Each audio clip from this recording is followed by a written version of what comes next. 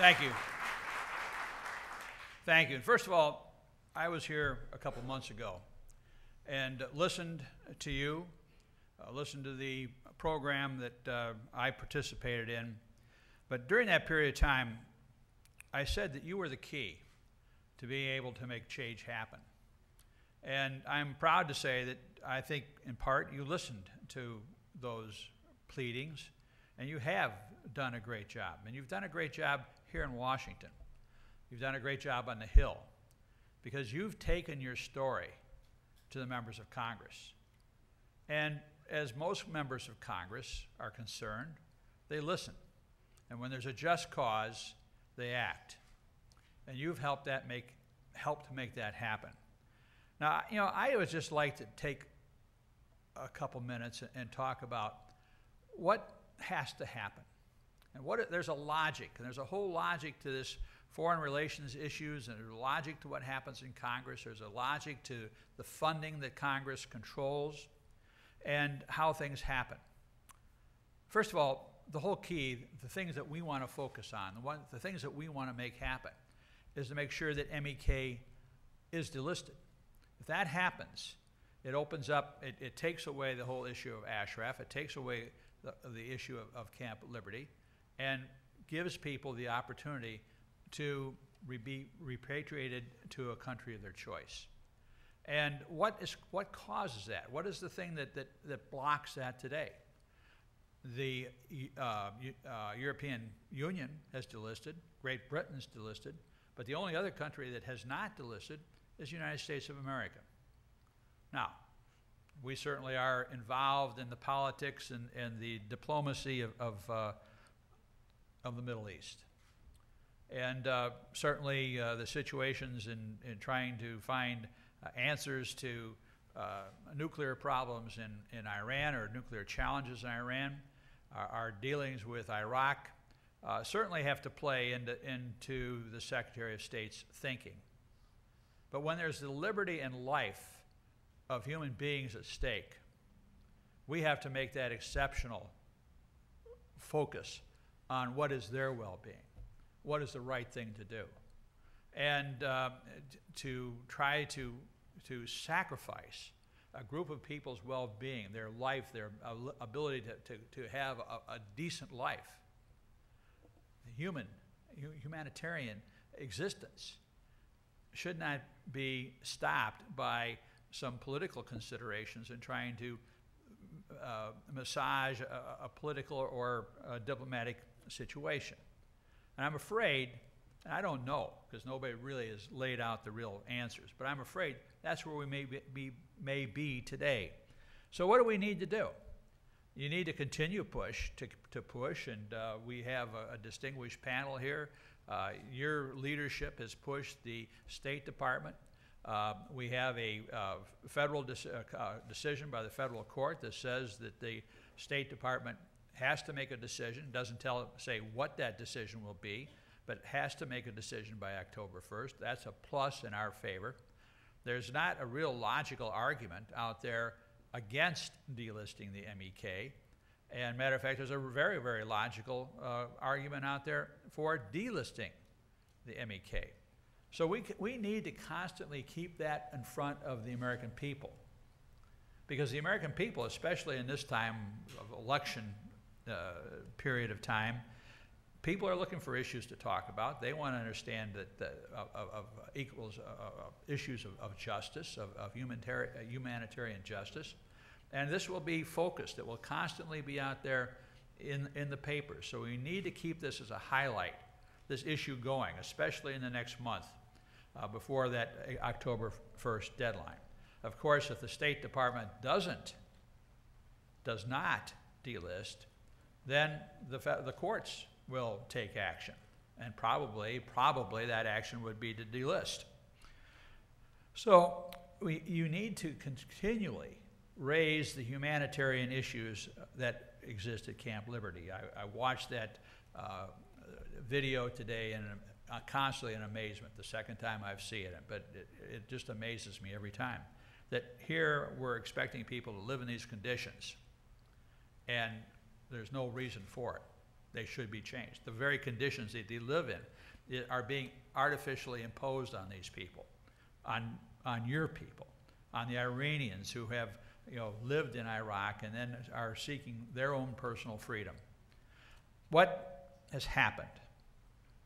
Well, the UN official made the revelation that he was coerced and actually the truth is being hidden.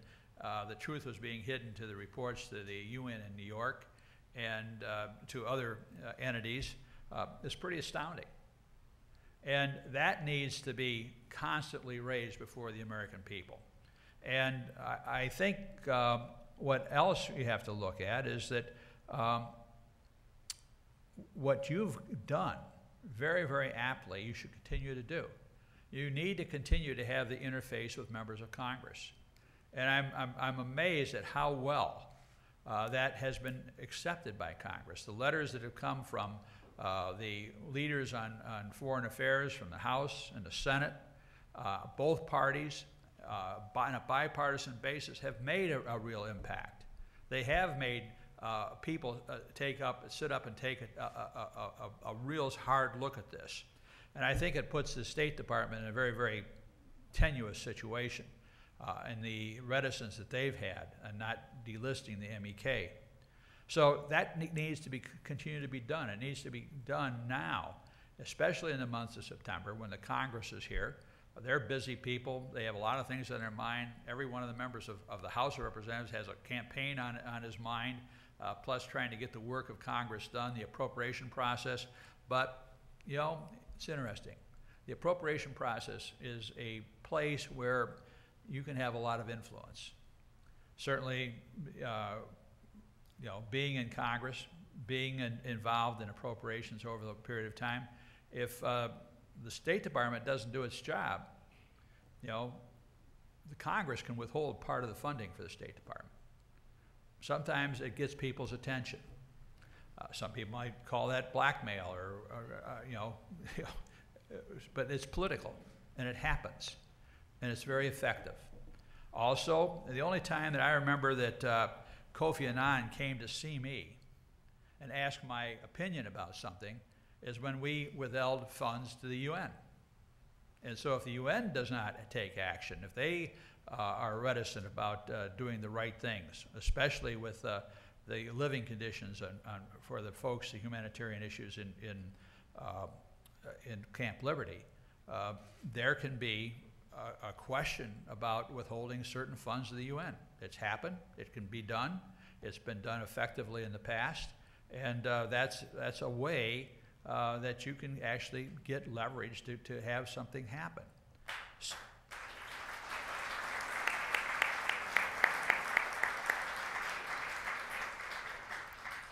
But I think the most important thing now in the next 20 days is in your visitations to members of Congress and your communications with members of Congress. You have to remember, they're busy people. They got a lot of other things on their mind. This is a thing that's kind of outside their district, but they care about it.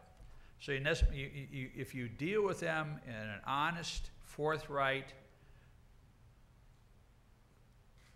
sincere manner, they'll listen to what you have to say. And they will act on both sides of the aisle, and they will take action. And they will put pressure both on the State Department to do the right thing, and they'll put pressure on the United Nations to do the right thing. They have the ability to do that. So your insistence on the Department of State to delist is very important. You need to continue to do that. You need to do it as a community, not just one or two people, but as a community. So you can do that back home when you talk to your members of Congress or your members of both in the Senate and the House, back home in your communities. And they're going to be very out there in high profile in the next month or 2 months because they're all going to be running for office. So you'll have access to them. So you have to have that take that opportunity back home and talk to them about your feelings and your concerns about this in a very rational way. And they will listen and they will take action. The second thing is that you need to continue to insist that the Department of State delist, because that message also will carry forth. Finally, if you continue to work with Congress and tell the story, I think we'll get action. But it's a hard work. It's not easy. I don't promise that it will happen overnight. You've been diligent. You've stood up for the people of Ashraf and now the people that have gone into liberty. You've asked for certain conditions to be met. You have a constant insistence that that happens, and that needs to continue now more than ever. So I ask you to do that. You know, there will be questions that will have to be asked. Why does the State Department insist on not delisting? Sometime, somebody's going to have to answer that. And that question has to be asked. Also, Congress can help you get the answers to these questions. You have to respectfully ask them to do that, and they will do it. And finally, when we talk about the funding process, that's part of the natural political operation of what Congress does. So it's not, you know, asking them to do something that's untoward or something that's not out of the regular action. That is a way of actually to getting entities, especially bureaucracies, to get things done. You know, let me tell you a story, just in finishing very briefly. I was honored the last couple of weeks to go to London. Now, my background before I got into politics, I was a coach. I happened to be a wrestling coach. And of course, Iran has a great wrestling tradition. It was part of a great culture, part of your society's history. And all the years that I've been doing and watching Olympic sport, Iran has always had very good wrestling teams. I went into the arena in London, and almost a third of the crowd in the arena were Iranians. And I was amazed. And they were there to support their countrymen who had a very, very good team there.